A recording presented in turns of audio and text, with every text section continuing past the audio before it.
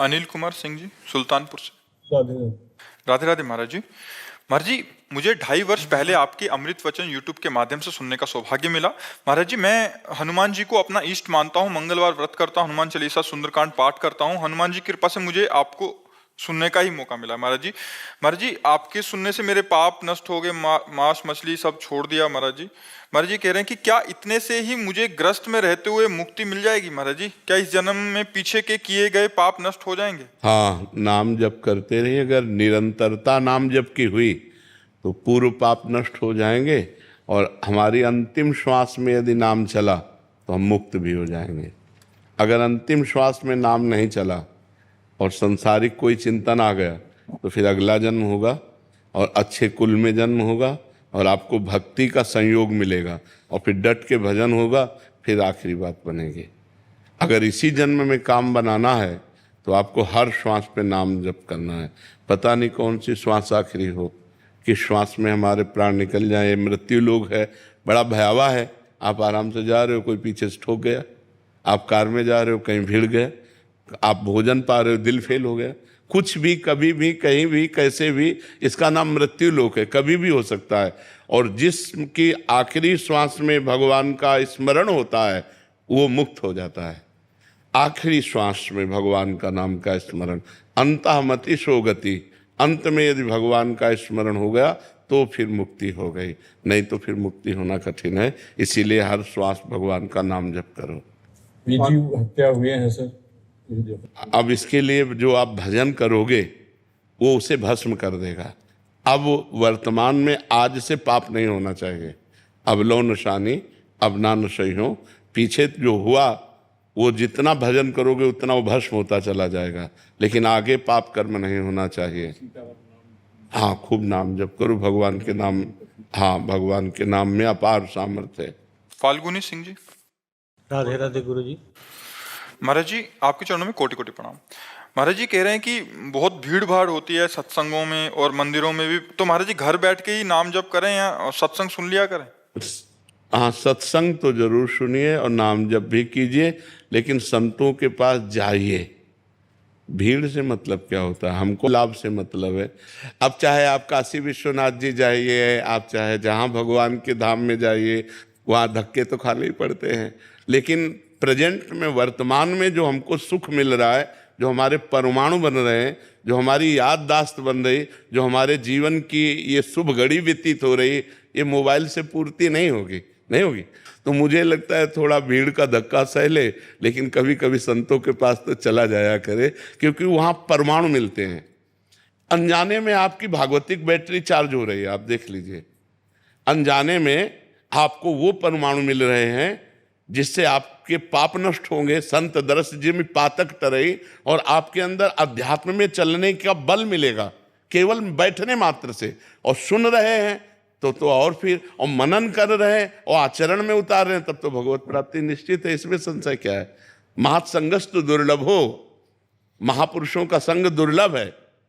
सुतदाराधन लक्ष्मी पापियों के घर होए, संत समागम हरि कथा तुलसी दुर्लभ दोए। अगर भगवान की कृपा ना होती तो आप ऐसे न बैठते। अब मोहि भाव भरोस हनुमंता, बिनु हरि कृपा मिले। भगवान जब कृपा करते हैं तब संतों का संग मिलता है। तो मुझे लगता है कभी अवसर लगे तो दांव चूकना नहीं चाहिए, जाना चाहिए और संतों से मिलना चाहिए।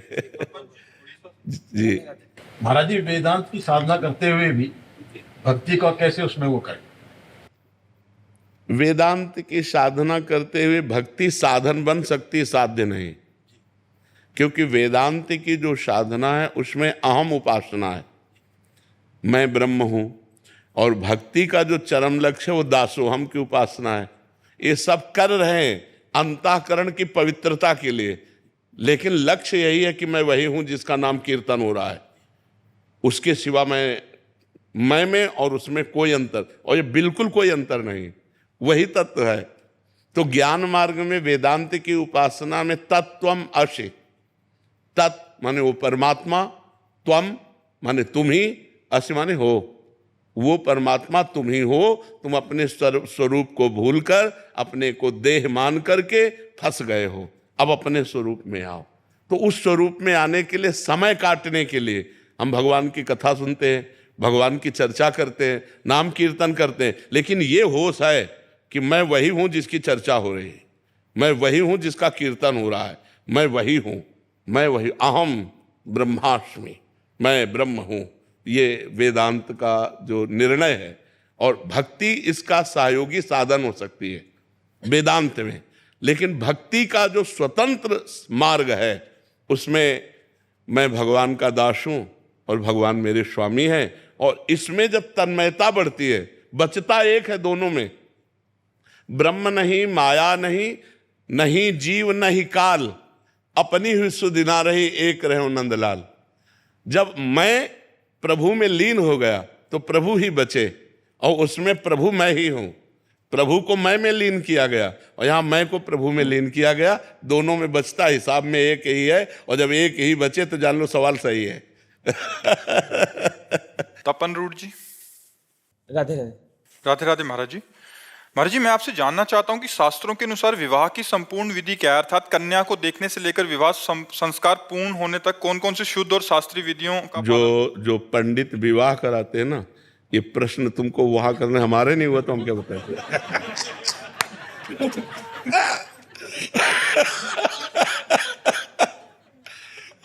अब उससे पूछ रहे विवाह की विधि जिससे कभी विवाह नहीं हुआ।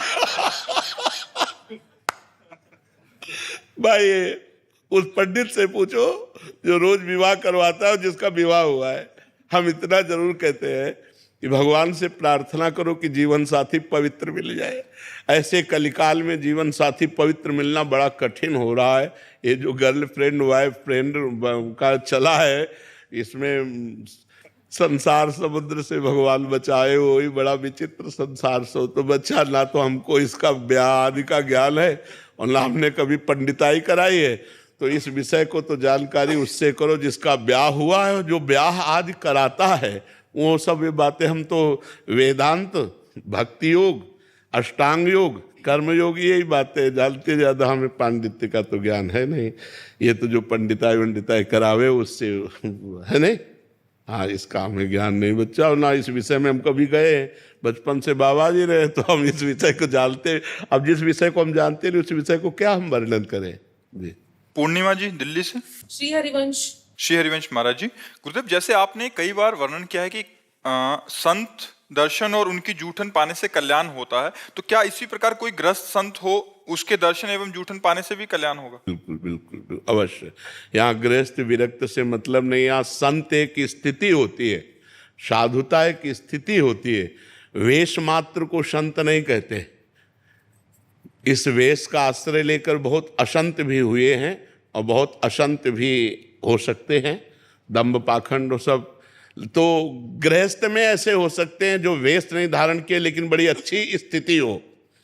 ये हमने देखा अपने एकांतिक में, बहुत से ऐसे गृहस्थ आए जिनकी स्थिति बहुत अच्छी थी, क्योंकि बिना स्थिति के वो शब्द नहीं निकलते। तो हमें प्रणाम करने का मन हुआ कि गृहस्थी में रहकर देखो, हमको अगर एक काम बता दिया जाए तो हमें बड़ी परेशानी हो जाएगी। उनको 100 काम है, फिर भी वो भगवान का भजन करते हैं, फिर भी वो धर्म से चल रहे हैं, फिर भी वो नियम से चल रहे हैं। ये बड़ी बात है। गृहस्थी में भजन करना सबसे बड़ा आश्रम है गृहस्थ आश्रम, क्योंकि हम लोग पैदा भी गृहस्थी में ही तो होते हैं और हम पलते भी गृहस्थी से ही हैं। आज भी हमारा पोषण गृहस्थी से ही हो रहा है। कोई वस्त्र दे रहा, कोई भोजन दे रहा, कोई रुपया दे रहा, कोई कुछ दे रहा, तो दे तो गृहस्थ ही रहे ना।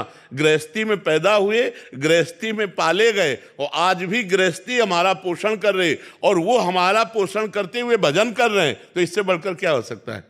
गृहस्थ आश्रम सबसे बड़ा आश्रम हो जाता है। तो गृहस्थ में अगर कोई भजन कर रहा है तो उसकी चरण रज लेना, उसकी जूठन लेना बिल्कुल वैसे ही काम करेगी जैसे किसी महापुरुष की।